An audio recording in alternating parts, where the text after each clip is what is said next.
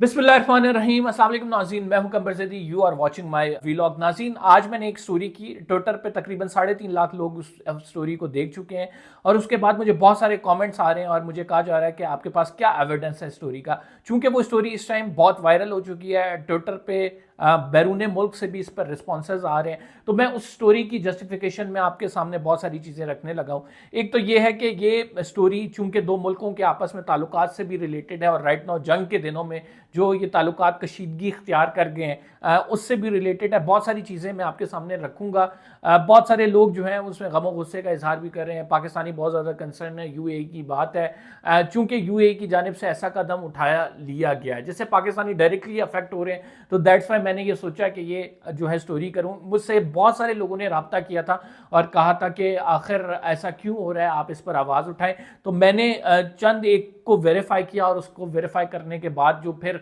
मेरे पास तफसीलात आई उसकी बेसिस पे फिर मैंने ये स्टोरी की। और उस स्टोरी पे जो है इस टाइम पे राइट नाउ डिस्कशन हो रही है और उस स्टोरी की बेस पे क्या कोई एक्शन लिया जाएगा या नहीं, ये आने वाला वक्त बता देगा। बहरहाल स्टोरी क्या है वो आपके साथ हम शेयर करते हैं और आपको बताते हैं कि चूंकि इस जंग के दौरान इसमें तेज़ी आई है, इससे कबल भी ये प्रोसेस था लेकिन अब जंग के दौरान बहुत ज़्यादा स्पीड अप हो चुका है। ये स्टोरी रिलेटेड है जो एक जियोलॉजिस्ट हैं,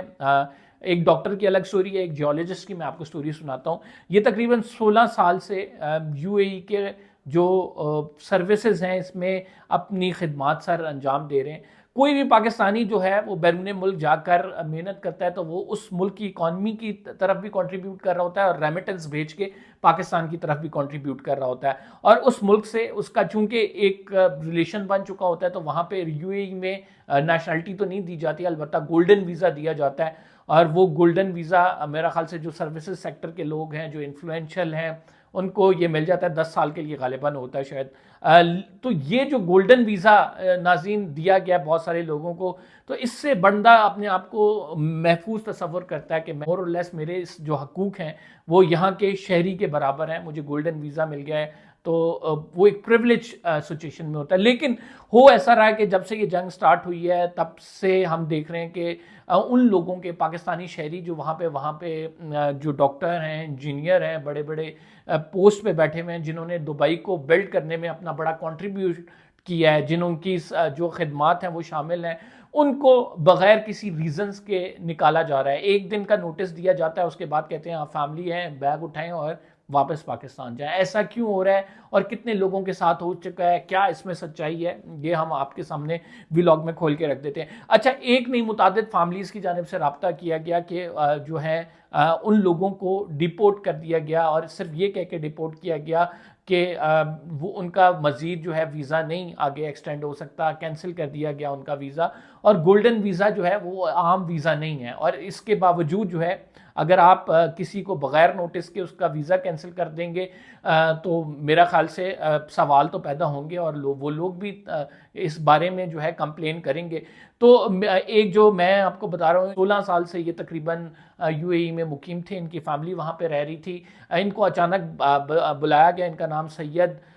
हैदर अब्बास है। इनको बुलाया गया और इनको कहा गया कि आप जो है अपनी फैमिली के साथ जो है वापस पाकिस्तान जाएं। और 16 साल के बाद इनको एक दिन के अंदर पाकिस्तान भेज दिया गया। ना सिर्फ ये बल्कि मुतादिद ऐसी फैमिलीज़ हैं जो इससे अफेक्ट हुई हैं डायरेक्टली और फिर उन्होंने रब्ता किया कि ये क्या हो रहा है, ऐसा क्यों है। चूँकि हम पाकिस्तान के शहरी हैं, हमारा भी पाकिस्तानी हुकूमत पर हक है, तो उसके नतीजे में मैंने ये लिखा था, वो जो ट्वीट मैंने की थी उसमें ये लिखा था कि हम दरख्वास्त करते हैं कि हुकूमत पाकिस्तान इस चीज़ का नोटिस ले, सऊदी अरब अथॉरिटीज़ के साथ ये मामला उठाया जाए, इस मामले को एड्रेस करे। और अगर एड्रेस नहीं करते तो फिर पाकिस्तान को भी चाहिए कि चूँकि डिप्लोमेसी का बुनियादी असूल है, पाकिस्तान की डिप्लोमेसी जो है वो बराबरी की सतह पर होती है और ये बुनियादी असूल हमने अपनाया हुआ है। तो चूंकि वो हमारे शहरियों को निकाल रहे हैं तो हमारा उनके साथ क्या रवैया होना चाहिए, हमारा रवैया भी फिर सेम होना चाहिए। अब इसमें मैं आगे चल के बताऊंगा कि यूएई की पाकिस्तान के अंदर कितनी इन्वेस्टमेंट है, क्या कुछ कर रहा है और किस तरह से यूएई अफेक्ट हो सकता है। आपने ईरानी लोगों को निकाला यूएई से, बहुत सारे ईरानियों को निकाला गया, ठीक है, आप उनके साथ डायरेक्ट तनाज़े में, آپ نکال سکتے ہیں، لیکن جب پاکستانیوں کو آپ نکالیں گے تو سوال پیدا ہوں گے، اور وہ پاکستانی جنہوں نے آپ کے خدمات میں کے شعبے میں اپنی انرجی صرف کی ہو، آپ کے ملک کو ایک جو آپ یہ کہہ سکتے ہیں مقام دلانے میں ان کا کردار ہو، تو ایسے لوگوں کو آپ بنا نوٹس کے کیا کوئی ایسا کرائم ان کی جانب سے کمٹ نہیں ہوا، کوئی انہوں نے سوشل میڈیا پہ کیمپین نہیں آپ کے خلاف چلائی، وہ آپ کے رولز اینڈ ریگولیشنز کو تمام کو فالو کریں، لیکن اگر آپ ان کو صرف اس بنیاد پہ کہ ان کے نام کے آگے علی، حسن، حسین آتا ہے نکالیں گے تو سوالات تو پیدا ہوں گے۔ یہی سٹوری میں نے جب لکھی تو اس پہ بہت سارے لوگوں نے کہا کہ آپ ایویڈنس دیں، کہ ایویڈنس کیا ہے۔ ابھی اس ٹائم پہ جو ہے درخواستوں پہ یہ کہا گیا ہے کہ ان کو جو ہے بلا کسی تفتیش کے، بلا کسی جرم کے جو ہے نکالا گیا ہے یو اے ای سے، اور وہ جو ہے کافی عرصے سے یو اے ای میں مقیم تھے۔ تو ایسا کیوں ہوا ہے؟ آپ جا کے ندیم افضل چند صاحب اس پارٹی کے جو ہے وہ سیکٹری اطلاعات ہیں، ان کی وال پہ جا کے دیکھ لیں، ٹویٹر کی جو ہے میری وال پہ جا کے دیکھ لیں، تو وہ تمام چیزیں آپ کو ملیں گی جس میں وہ درخواستیں شامل ہیں، جس میں بہت سارے شہریوں نے یہ شکایت کی ہے کہ ان کو نکال دیا گیا ہے۔ اچھا، اب اس کے ڈیفنس میں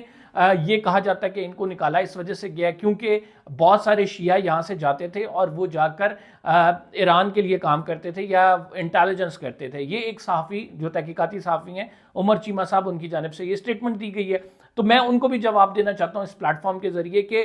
سر آپ کے ہو سکتا ہے مائٹ بھی پاسبل کوئی پاکستان سے جاتا ہو اور وہاں جا کر اس طرح کی ایکٹیویٹی میں ملوث ہوتا ہو، لیکن آپ نے سب کو کلب کر کے کہہ دیا کہ ایک فرقے کے لوگ جا کے وہاں پہ ایسا کرتے تو میرا خیال سے یہ بہت نامناسب ہے اور یہ انکالڈ فور ہے۔ آپ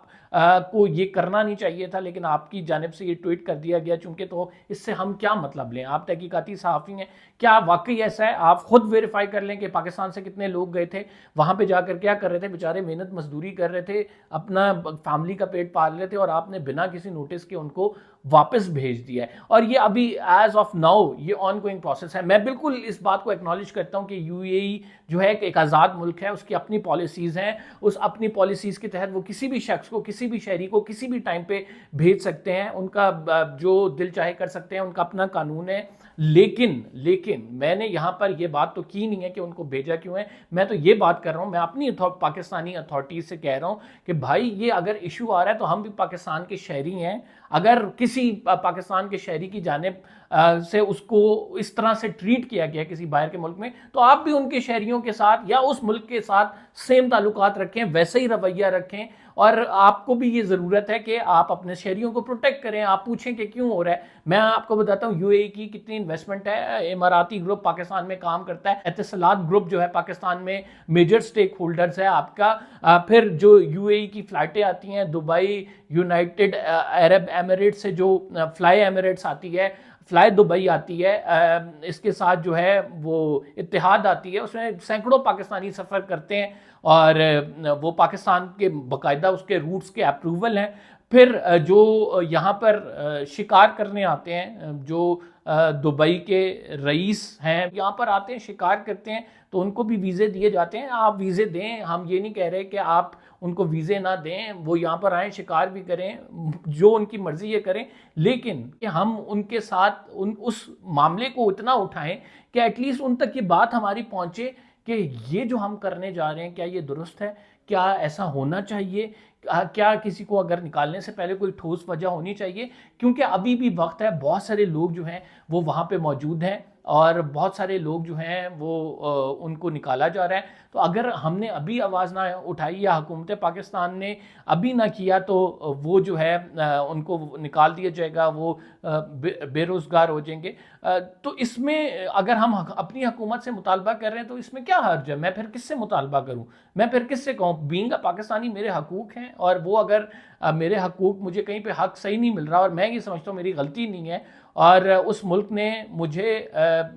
جو ہے زور زبردستی کے ساتھ واپس بھیج دیا، جبکہ اس ملک کی میں بھی خدمت کر رہا ہوں، اپنا بھی روزگار کما رہا ہوں، تو میں سمجھتا ہوں میں حق بجانب ہوں کہ اپنی حکومت سے یہ مطالبہ کروں کہ آپ ان کی حکومت سے بات کریں، یا ان لوگوں کے خلاف بھی آپ ویسے ہی کریں جیسا وہ ہمارے لوگوں کے ساتھ کر رہے ہیں۔ تو یہ تو برابری کا اصول ہے نا، تو اس میں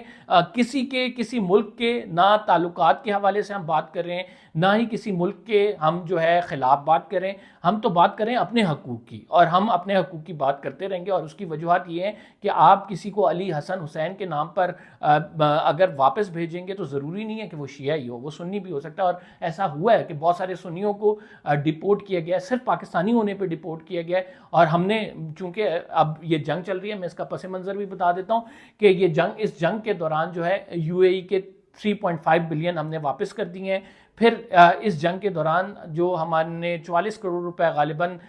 لیا ہوا تھا 96 کے اندر قرضہ, وہ ہم نے واپس کر دیا ہوا ہے. تو ٹوٹل ہم نے یو اے ای کا سارا قرض واپس کر دیا. اور پاکستان کے اس ٹائم یو اے ای سے حالات بہت اچھے نہیں ہیں. اب جب ان سے حالات اچھے نہیں ہیں, اگر وہ ایکشن لیتے ہیں تو پھر ہم بھی کوئی ایکشن لے سکتے ہیں. ہم ایسے تو نہیں ہے کہ ہم کوئی ایکشن نہیں لیں گے. یو اے ای ہمیں کہہ رہا تھا کہ اس ساری جنگ میں ایک تو